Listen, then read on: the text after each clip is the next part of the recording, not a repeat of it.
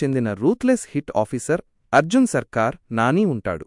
100 మంది అమాయకులు చనిపోయినా ఒక క్రిమినల్ బతకకూడదు అనే మనస్తత్వం కలవాడు. తనకి ఎదురుపడ్డ క్రిమినల్స్కి నరకం చూపిస్తాడు.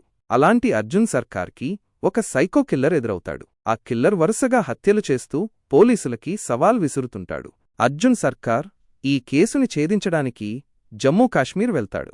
అక్కడ అతనికి వరుస హత్యలు ఒకే తరహాలో జరుగుతున్నాయని తెలుస్తుంది.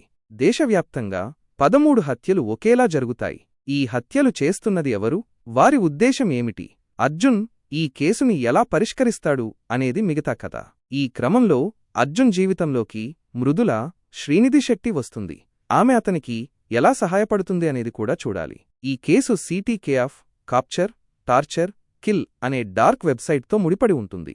రివ్యూ: హిట్ ఫ్రాంచైజీలో ఇది చాలా భిన్నమైన కేసు. ఇందులో క్రూరమైన హత్యలుంటాయి. నాని తన పాత్రలో అద్భుతంగా నటించాడు. అతని నటన సినిమాకి ప్రధాన ఆకర్షణ. అర్జున్ సర్కార్ పాత్రలో నాని ఊరమాస్ యాంగిల్లో కనిపించాడు. కొన్ని యాక్షన్ సీక్వెన్స్లు చాలా బాగా తీశారు. ముఖ్యంగా క్లైమాక్స్ వేరే లెవెల్లో ఉందని అంటున్నారు. దర్శకుడు శైలేష్ కొలను కథను బాగా డీల్ చేశాడు. సినిమాటోగ్రఫీ బాగుంది. మిక్కీ జె మేయర్ సంగీతం కూడా సినిమాకి బాగా సెట్ అయింది. అయితే సినిమాలో కొన్ని చోట్ల కథనం కొంచెం నెమ్మదిగా సాగుతుంది అని కొందరు అభిప్రాయపడుతున్నారు. అలాగే విలన్ పాత్రని ఇంకాస్త బలంగా చూపించి ఉండాల్సింది అని కూడా అంటున్నారు. మొత్తంగా చూస్తే హిట్ 3 ఒక యాక్షన్ థ్రిల్లర్. నాని నటన, కొన్ని యాక్షన్ సన్నివేశాల కోసం ఈ సినిమాని చూడొచ్చు.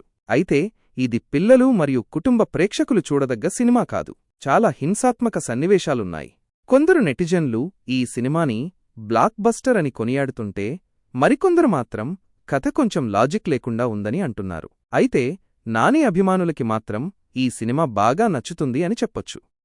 మా వీడియోస్ మీకు నచ్చినట్లయితే లైక్ చేయండి, సబ్స్క్రైబ్ చేయండి మరియు పక్కనే ఉన్న బెల్ ఐకాన్ను నొక్కండి. దాని ద్వారా మేము కొత్త వీడియోలు అప్లోడ్ చేసినప్పుడు మీకు వెంటనే తెలుస్తుంది. మీ ప్రోత్సాహానికి ధన్యవాదాలు.